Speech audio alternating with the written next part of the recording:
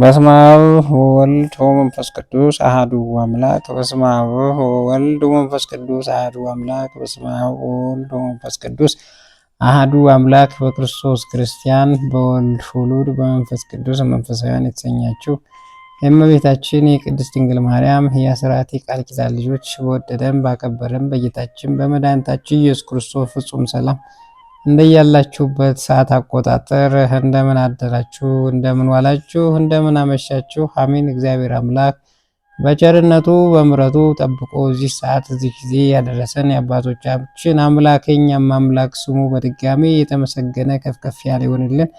አሜን። ጌታችን መድኃኒታችን ኢየሱስ ክርስቶስ ቢፈቅድልን የሚያዝያ ወር ስንክሳርን ማንበብ እንጀምራለን። አንድ አምላክ በሚሆን በአብ ወልድ መንፈስ ቅዱስ የተባረከ ሚያዝያ ወር ከቀኑ 13 ሰዓት ሲሆን ከዚያ ይጨምራል። ሚያዝያ አንድ ቀን በዚች ቀን የከበረ አባት አባ ስልዋኖስ አረፈ። ይህም አባት በአስቄጥስ ገዳም ከከበረ አባ መቃርስ ዘንድ በታናሽነቱ መንኩሶ በጠባብ መንገድ ሁሉ ተጋደለ። በብዙ ጾምና ጸሎት በመትጋት በትሕትና በፍቅር ተወስኖ ኖሮ ታላቅ አባትም ሆነ።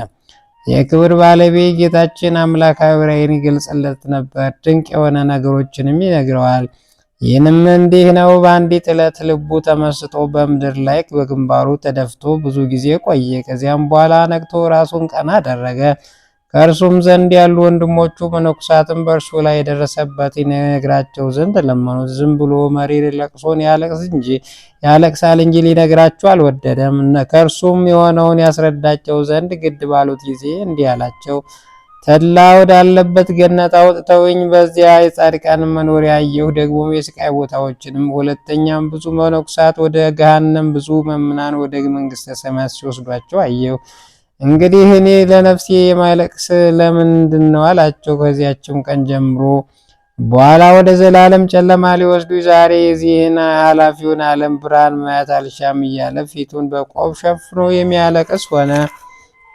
ይህም አባት በመንፈሳዊ ስራ የተጠመደ ሆነ። ደቀ መዛሙርቱም ለምግባቸው የሚሆን ስራ ከመስራት እንዳያርቋቸው ከዕለት ምግባቸው የሚተርፈውን እንዲመጸውቱ ያዛቸዋል። በአንዲት ቀንም አንድ ታካች የሆነ መነኩሴ ወደ እርሱ መጣ። ሽማግሌውንም አባትና ደቀ መዛሙርቱን ሲሰሩ አይቶአቸው ለኃላፊ ምግብ ትሰራላችሁ፣ ትደክማላችሁ፣ የዘላለም ሕይወት ለሚሆን ምግብ ስሩ፣ ድከሙ እንጂ ይህ በከበረ ወንጌል የተጻፈ አይደለም። ማርያም የማይቀሟትን በጎ ዕድል ትምህርቷን እንደመረጠች ብሎ ጠቀሰ። ሽማግሌው አባ ስልዋኖስም እንዲህ ሲናገር በሰማው ጊዜ ደቀ መዝሙር እንዲህ ሲል አዘዘው። ይህ መነኩስ ከእንግዲህ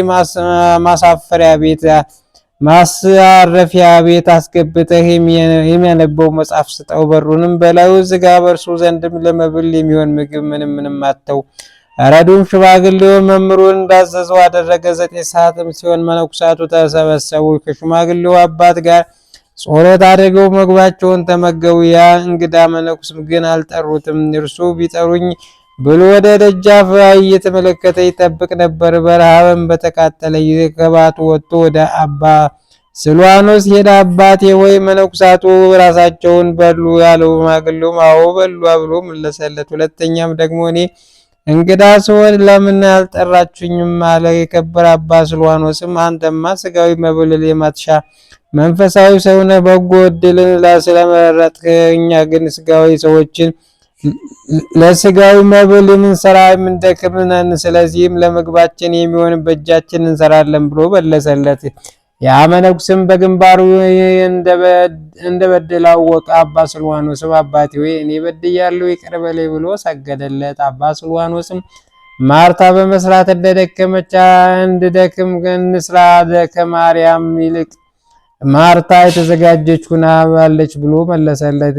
ያ ታካች የከበረ መነኩስ በዚህ አባት ትምህርት ተመክሮና ተገስጦ ሁልጊዜም የሚሰራና ከእርሱ የሚተርፈውንም ለድሆች የሚመጸውት ሆነ። ይህ አባት ስለ መንፈሳዊ የተጋድሎ ጥቅም ያላቸው ብዙ ድርሳናትና ተግሳጽን ደረሰ።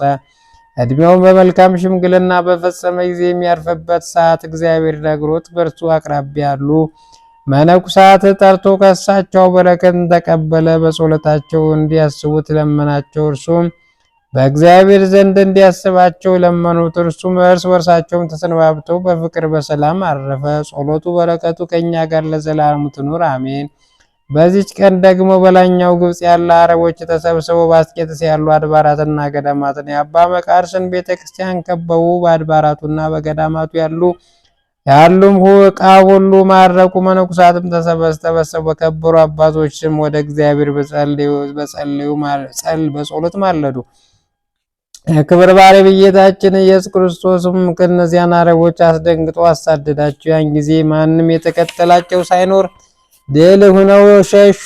የክብር ባለቤት ከጌታችን ከኢየሱስ ክርስቶስ ኃይል በቀር ማንም የተከተላቸው ሳይኖር ነው። ይቅር ብሏቸዋልና ጌታችንም አመሰገኑት። ለእርሱም ክብር ምስጋና ገንዘቡ ይሁን ለዘላለሙ አሜን። በዚች ቀን በእስክንድርያ ከተማ በሚገኝ በግብፃዊ መጽሐፍ እንደተጻፈ በላይ ላይ ግብፅ ላይ ያለ ግብፃዊ እንደጻፈ ለመንበረም ልጅ ለሙሴ ወንድም የሆነ የካህኑ አሮን የእረፍቱ መታሰቢያ ሆነ ይላሉ። በኦሪት መጽሐፍ የተጻፈው ግን እስራኤል ከግብፅ ከወጡ በሁለተኛው ወር በሶስተኛው ቀን አረፈ ይላሉ። ይኸውም ግንቦት 8 ነበር። የእስራኤል ወሮች በጨረቃ እየተቆጠሩ ዓመቱን ስለሚዞሩ በዛች ዓመት ሚያዝያ 1 ቀን ሆኖ ስለተገኘ በእኛ ዘንድ ግን የኦሪት ዘኍልቍ መጽሐፍ 5ኛው ወር መባቻ ስለሚል መታሰቢያው ነሐሴ 1 ቀን እናደርጋለን። ይህ ጻድቅ ሰው የነቢያት አለቃ ለኦሪት ሕግ መምህር ለሆነ ለሙሴ